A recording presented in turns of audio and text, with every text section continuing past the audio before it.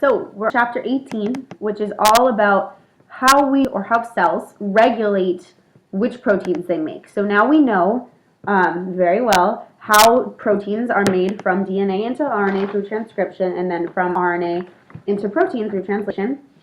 But let's talk about how we regulate this and what that means.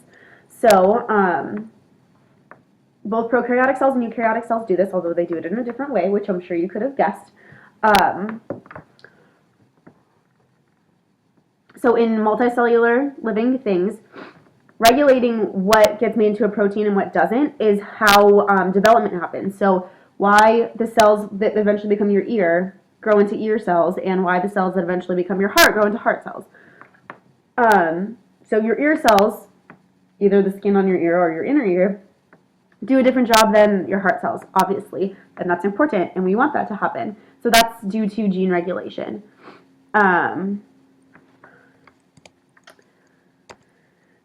But first, before we talk about us, we're going to talk about bacteria, because they have a really specific way of regulating gene expression, which is really cool, and it's called an Operon. And so basically, if you're a bacterial cell, pretend for a second you're a bacterial cell.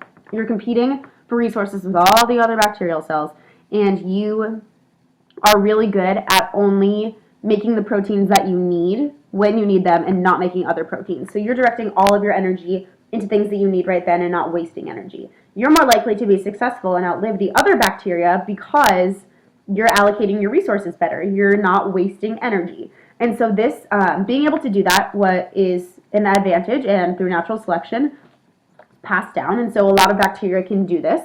And so the two ways that the cell can do this are through so a cell can regulate which enzymes it's making, either through feedback inhibition or through gene regulation. We're going to talk about what both of those mean. And we're going to talk about something called Operons, which is what bacteria do to regulate gene expression.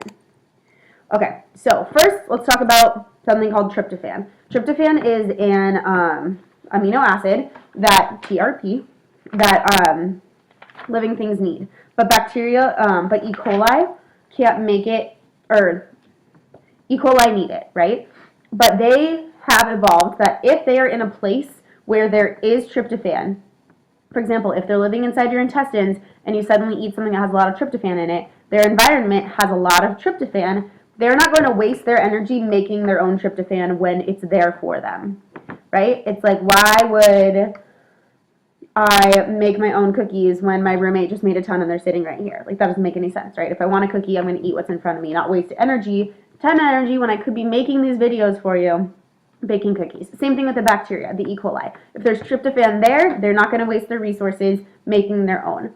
And so they have to be able to regulate when they're going to turn on the gene to make tryptophan and when they're going to turn it off. And so that's what we're talking about here. And they use this Operon model. And basically, here's a picture of this. So this is confusing. What this is this right here is tryptophan, that two-ring structure right there. And so there are 5 different genes, A, B, C, D, and E, that lead to a bunch of different enzymes that will start with a precursor model, make a bunch of changes to it, and eventually get tryptophan. Okay? So we can regulate whether or not we have tryptophan in 2 ways. One of them is that we can regulate the activity of the enzyme. And this is actually a super fast response. And it's due to the sensitivity of the enzymes, either upregulate or downregulate the activity. And so what happens is, if there's a lot of tryptophan, present, it's going to go back to this enzyme right here, enzyme number 1, and it's going to stop enzyme number 1 from making more tryptophan.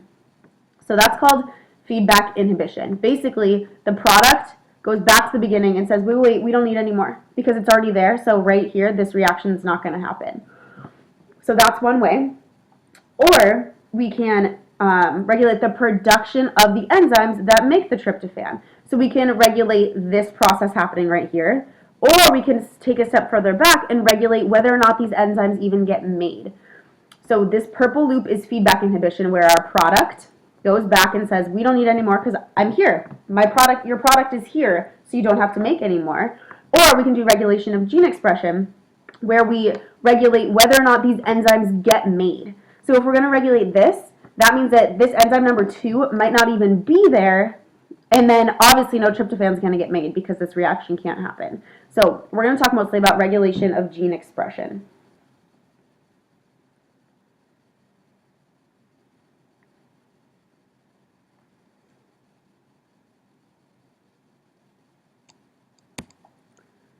And the way that these E. coli cells do this is through something called an operon. And basically an operon is a bunch of functionally related genes. So in this case, all genes that have to do with making tryptophan. So enzyme 1, or Trp E and Trp D make enzyme 1. Trp C makes enzyme 2. Trp A and Trp B make enzyme 3. So these are functionally related genes. They're all related to making tryptophan. So a cluster of functionally related genes can be under coordinated control by a single on or off switch. So basically, they're all together, and we can turn them all on at once if we want to make tryptophan, or we can turn them all off at once if we don't want to make tryptophan. So by allowing it to just be based on one switch, we're being smart, right? That's like if I'm leaving the kitchen, I want to turn off the lights. If actually at my parents' house, the lights to turn off the light, or the switches to turn off lights in the kitchen are in 3 different spots in the kitchen. And it's so annoying because at night, if you're tired and you want to go upstairs, you think you can turn off the switches by the door and you're good to go, but you're not. And then you have to walk all the way back inside the kitchen. You don't know which light switch to turn off. It's really annoying. That's a perfect example.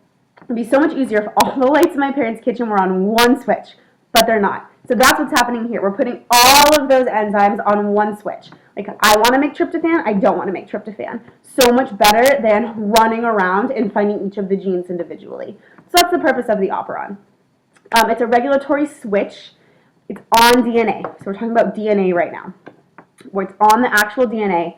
And there's the switch itself is called the operator, and it's located within the promoter. So remember that if we're going to do transcription, RNA polymerase needs a promoter to know where to start.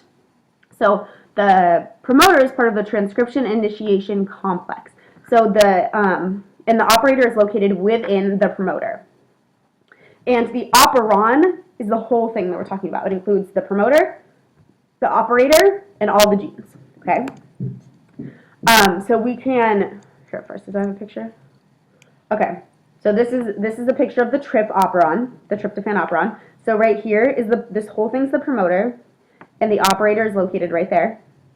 And then following that are all those genes that we just talked about. So these would make enzyme 1, this would make enzyme 2, these would make enzyme 3, and then we could get tryptophan. So they're all located right next to each other. So basically, RNA polymerase goes along this whole thing right here, and it makes one primary mRNA transcript, just one. So it's not like we're going to make one for Trp D, one for Trp E, one for Trp C, etc., etc. It makes one because there's only one promoter, so RNA polymerase does the whole thing at the same time. The reason why we get different proteins or different polypeptides from this one mRNA is because in the actual mRNA, there's a bunch of start and stop codons. So one mRNA can make a bunch of different polypeptides. So that's what an operon is.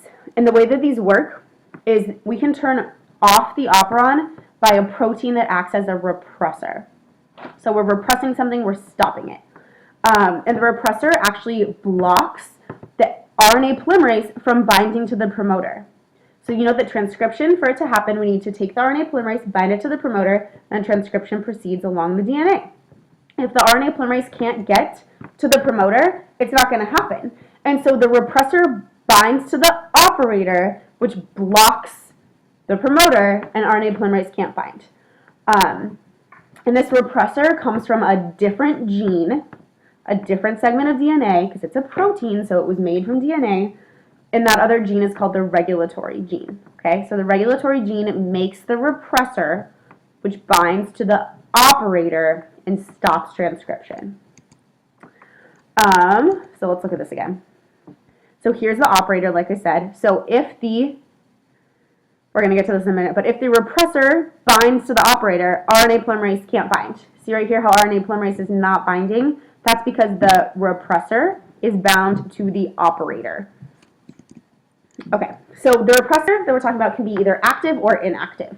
If it's active, it's going to bind to the operator. If it's inactive, it's not going to bind to the operator.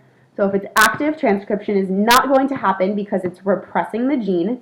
If it's inactive, transcription is going to happen because it's inactive, it's not doing its job, it's not repressing the gene. And these regulators, these repressors, require something else called a corepressor that turn it on or off. So the corepressor is what turns the repressor on or off. If it's on, it's bound to the operator and transcription is not happening. If it's off, it's not bound to the promoter, to the operator, and transcription is happening. And that's in charge of the corepressor. The corepressor is the light switch for the repressor. And the example of this that we're going to talk about is tryptophan, the Trp Operon. So by default, the Trp Operon is on. So basically, all the time, without messing with it, the Trp Operon is on. Those genes are being transcribed. RNA polymerase can bind to the promoter and make those genes, and we're getting the 5 enzymes that we need to make tryptophan. So by default, E. coli is making tryptophan. But when there's already tryptophan inside the cell, like we were talking about, the E. coli doesn't need to waste its precious energy transcribing and translating that gene. So what happens is here, tryptophan acts as the corepressor. So tryptophan comes in and says, I'm here, don't waste your energy making any more of me, I'm already here. So tryptophan is actually, the presence of tryptophan is what turns off the tryptophan pathway, the tryptophan operon. So the tryptophan binds to the Trp repressor, turns on the repressor, which turns off the operon. So we're turning on the repressor, it's repressing the genes, turning off the operon. So the repressor is only active, it's only on in the presence of tryptophan. Thus, when there's a lot of tryptophan, the Trp Operon is repressed and turned off. Because there's a lot of tryptophan, the tryptophan is the co-repressor, turns on the repressor stops transcription. It represses transcription. So here's a picture of this. Let's talk about this. So here is the Trp Operon. The operon is made of the promoter region, which has the operator in it, and the genes to be transcribed, which are functionally related, meaning they all are involved in the same thing, in this case, making tryptophan. And so in a different spot, TRPR, the repressor, is made. So this protein is made from a different segment of DNA. Goes through transcription, translation, we have a protein that acts as our repressor. When the repressor is inactive, it cannot bind to the operator. See how the plugs are kind of out? It's like when you accidentally take a plug out of the wall and you like turn it and they're bent and it's really hard to get back in. That's what it is here. This repressor cannot bind to the operator. So RNA polymerase has no problem binding to the promoter and making these genes. The repressor is inactive because there's no tryptophan. So the genes to make tryptophan are turned on. Okay? Then, if tryptophan is there, so there is tryptophan. You just ate turkey, which has tryptophan in it. So now there's tons of tryptophan in your stomach. The bacteria is in the presence of tons of tryptophan. The tryptophan acts as a co-repressor, meaning it turns on the repressor. The presence of tryptophan turns on the repressor. Now the repressor is active, so it's going to repress these genes. What happens is the active repressor can now fit into the operator, goes to the operator, and right there it's just physically blocking RNA polymerase from binding to the promoter because the operator is part of the promoter. So the RNA polymerase can't bind, so it can't make those genes. No tryptophan genes are made. We're not making any more tryptophan because that would be silly because it's already there. So basically, in the absence of tryptophan, the gene is on, or the operon is on. It's not being repressed. The repressor is not bound. It is making the genes to make tryptophan. If there is tryptophan present, we don't want to make any more tryptophan. That would be a waste of energy. So the tryptophan binds to the repressor, turns on the repressor. Now the active repressor is on, so it goes to repress the genes, binds to the operator, blocks RNA polymerase from binding, and the genes are not transcribed, which means we do not make the proteins to make tryptophan because we already have it.